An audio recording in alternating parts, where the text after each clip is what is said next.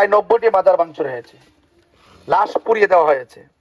তো এটা তো ভালো সংস্কৃতি নয়। আমি মনে করি একটা লোক মারা যাওয়ার পরে তার বিচার করবেন আল্লাহ তাআলা। কথা বলেন ঠিক কিনা? আজ দুনিয়া থাকা অবস্থায় কেউ যদি কোনো কটূক্তি করে, আমাদের দেশে ধর্মীয় আইন আছে, ধর্ম অবমাননার আইন আছে, সেটার জন্য প্রশাসন তাকে গ্রেফতার করে বিচার আওতায় আনবে। আসসালামু আলাইকুম ওয়া রাহমাতুল্লাহি ওয়া বারাকাতুহু। প্রিয় বর্জসবাসী, আপনারা কেমন আছেন? তো আলহামদুলিল্লাহ, আপনারা সবাই ইতিমধ্যে অনলাইনের কল্যাণে জেনেছেন আসন্ন ত্রয়োদশ জাতীয় সংসদ নির্বাচনে হবিগঞ্জ ৪ সোনারগড় মাধবপুর বৃহত্তর সুন্নি জোটের পক্ষ থেকে আমাকে মোমবাতি প্রতীকে নির্বাচনের জন্য মনোনীত করেছেন। আমি জানি সোনারগড় এবং মাধবপুর, এই সোনারগড় মাধবপুরের মাটি সুন্নিয়তের ঘাঁটি, এবং এই ভৌগোলিক জায়গায় অন্য মতাদর্শের লোক কিন্তু আছে না?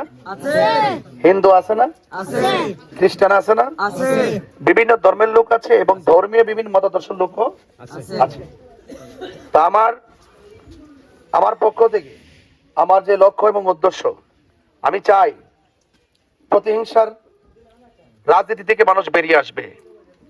মানুষের যে নৈতিক অধিকার রয়েছে, সেই নৈতিক অধিকারগুলো তারা তাদের প্রাপ্য বুঝে নিবে, এবং অনেক মানুষ আছেন যারা সুবিধা বঞ্চিত মানুষ, এরা সবসময় শুধুমাত্র বড় বড় আশ্বাস শোনে। মূলত যে আশ্বাস যারা দিচ্ছেন তাদের প্রতি কিন্তু ওই অধিকার হারা মানুষগুলো বিশ্বাস হারিয়ে ফেলছে। কথা বলেন ঠিক কিনা? তাদের বিশ্বাস ফিরিয়ে দিতে হবে, তাদের অধিকার ফিরিয়ে দিতে হবে, এবং সত্যি সে তার প্রাপ্যটা বুঝে নিতে পারবে।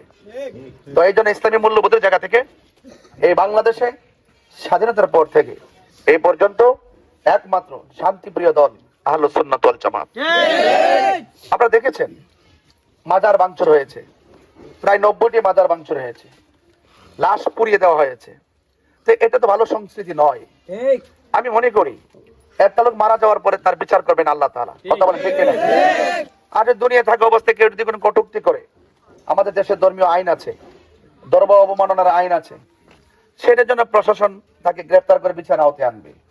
তাই বলে আমরা যেভাবে প্রতিহিংসার বশবর্তী হয়ে আপনি একটা রাজনীতি দল করবেন, আরেকজন আরেকটা করবে, এই যে প্রতিহিংসার বশবর্তী হয়ে তাকে মেরে ফেলতে হবে, তাকে খুন করে ফেলতে হবে, খুন গুম এবং রক্তের রাজনীতি থেকে আমাদেরকে বেরিয়ে আসতে হবে। এগুলো আমরা আর বরদাস্ত করতে পারছি না।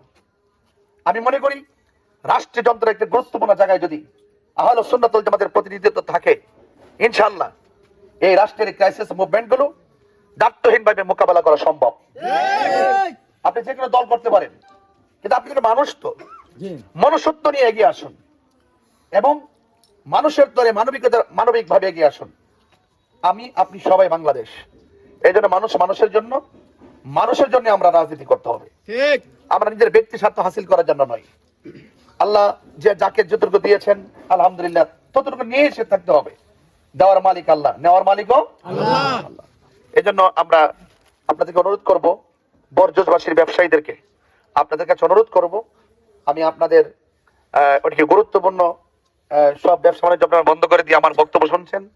আল্লাহ পাক যেন আপনাদের ব্যবসার মধ্যে বরকত দান করে, এবং আপনারা আমার প্রতি দোয়া করবেন, মনসম্মতি সমর্থন জ্ঞাপন করবেন, বাড়িতে মা বোনদেরকে আমার সালাম দিবেন, এবং সত্যের পক্ষে থাকবেন, হকের পক্ষে থাকবেন।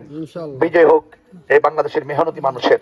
আসসালামু আলাইকুম ওয়া রাহমাতুল্লাহি ওয়া বারাকাতুহু।